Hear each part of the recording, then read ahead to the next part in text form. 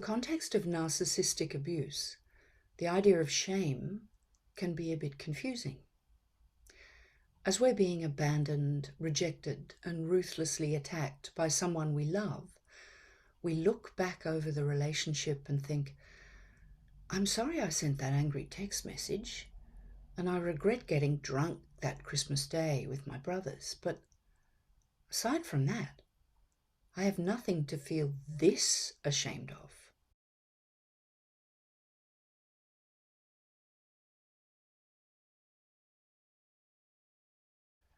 Why is this person who claims to love me shaming me to anyone who will listen? The answer to that question is this. Narcissists use shaming others as a way to gain power and control. I was kind, generous, patient, forgiving, and even-tempered. I gave them money. I supported them financially. I was accountable, compromising, accommodating, self-sacrificing even. Built up their ego, nursed them when they were sick, rescued them from the bad situations they got us into, laughed alongside them, made them feel like a sex god in bed, rarely argued, and the list goes on. Why am I feeling such deep and terrible pain when I have so little in reality to be ashamed of? All these things are called gifts of love. Proximity with an intimate other who consistently fails to reciprocate gifts of love can induce deep shame, because our minds will reinforce our unconscious bias that we're essentially unlovable.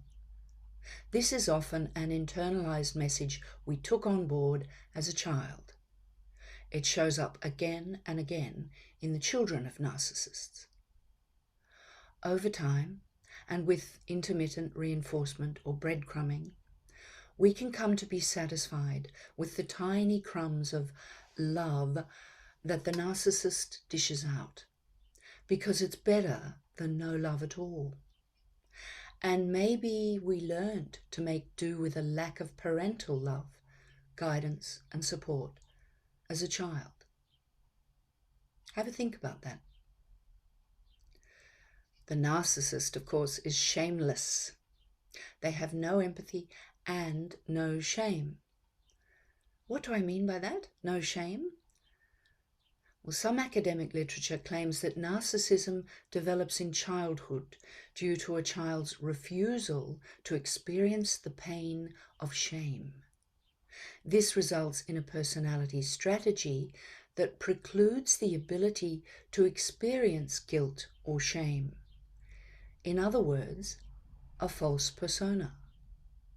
Part of this personality strategy in the narcissist is a sophisticated refusal to experience shame. That usually shows up as displays of rage when they start to feel shame, like when they're held to account, are challenged by your opinion, or you say no to them or set a boundary. In the covert narcissist, this can show up as passive-aggressive, sinister punishments of the person that offended them by getting them sacked, cancelling them, turning others against them, or destroying their reputation in some way. Frequently included in this vindictiveness soup is narcissistic projection or reverse attribution, where the narcissist will accuse the person who offended their ego of doing to the narcissist precisely what the narcissist is in fact doing to the target of their rage. These narcissistic behaviors can go on for a very long time in order to strengthen the narcissist's defense against experiencing the pain of shame. So, back to victim survivors and the painful experience of being publicly shamed and humiliated by the narcissist. We try to find reason for shame by confusing it with guilt. Guilt is the admission that we did a bad thing. Shame is the deep-rooted belief that we are a bad person because we did a bad thing. This "I'm not good enough" story has roots in our childhood conditioning. Some people think of it as low self-esteem, but it's deeper even than that. Narcissists use our own internal shame to hurt and control us by learning early on where our shame lies and serving it up to us in order to win an argument, get their own way, or gain control. They will also project their own disowned shame onto us, resulting in the reverse attribution that commonly shows up in smear campaigns and post-separation legal abuse. This reverse attribution is sometimes called narcissistic projection. This projected shaming can include fat shaming and body image shaming, substance use shaming, mental health shaming, parenting style shaming, career shaming, caretaker or homemaker shaming. Narcissists will shame us as an act of overt cruelty, gaining gratification from the sense of personal power that gives them.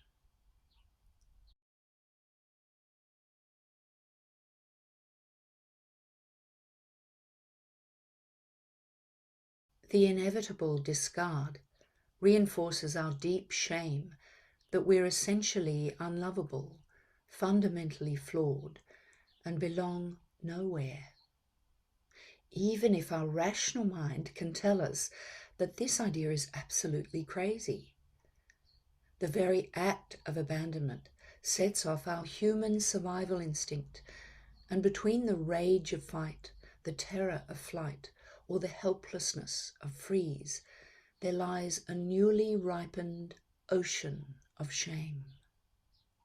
This ocean of shame is the result of turning all this projected shame inwards, taking it on board, internalizing it instead of attributing it where it really belongs, with the narcissistic abuser.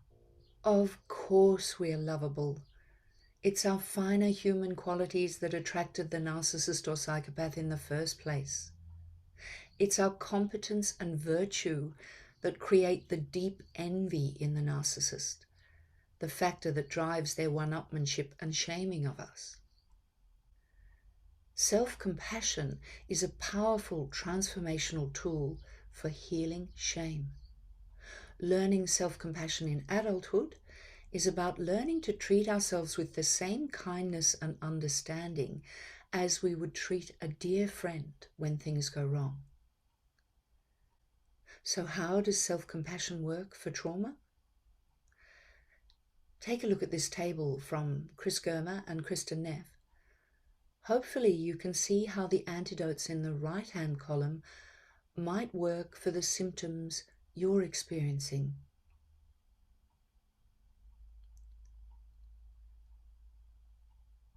Science also tells us that it takes about 8 weeks to transform old mental habits into new ones, to carve out new neural pathways.